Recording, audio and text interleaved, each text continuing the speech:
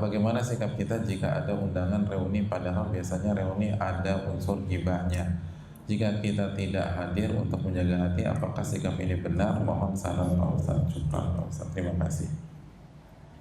Tadi kita bahas Bu, untuk menjaga hati, apa yang harus kita jaga Bu?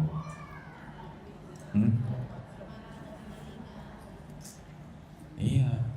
Nah, ibu lihat tuh, apakah ibu bisa menjaga mata dan telinga ibu ketika ada di acara reuni tersebut? Kalau enggak, coba ibu pikirkan lagi. Pertaruhannya terlalu besar. Bu, saya ingin mengatakan kepada ibu-ibu sekalian,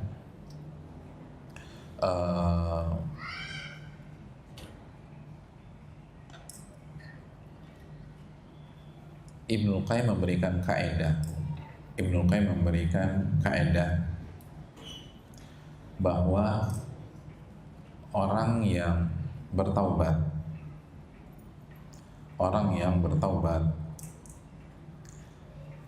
lalu dia terjatuh lagi,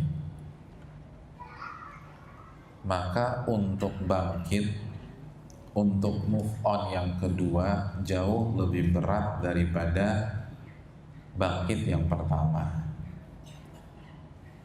Jadi jauh lebih berat daripada bangkit yang pertama. Kenapa demikian? Ibarat orang yang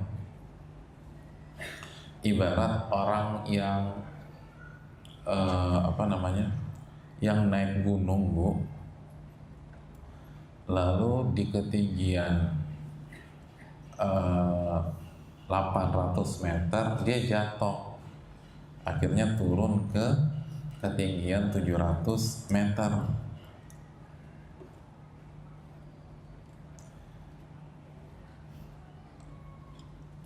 Lalu dia pengen bangkit lagi untuk jalan dari 600 ke 700. Kira-kira mana yang lebih berat? Sampai titik 700 yang pertama atau sampai titik 700 yang kedua setelah jatuh? Yang lebih berat yang kedua. Kenapa? Karena tenaga udah berkurang, terus mungkin ada luka-luka, ada kesleo.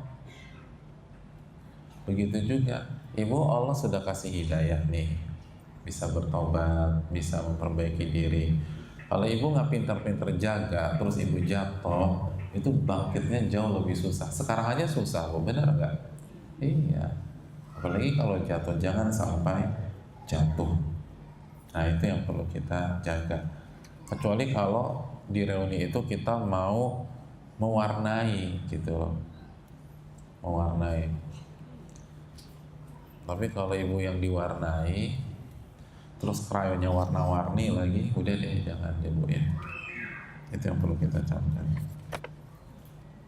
Allahu ta'ala a'lam.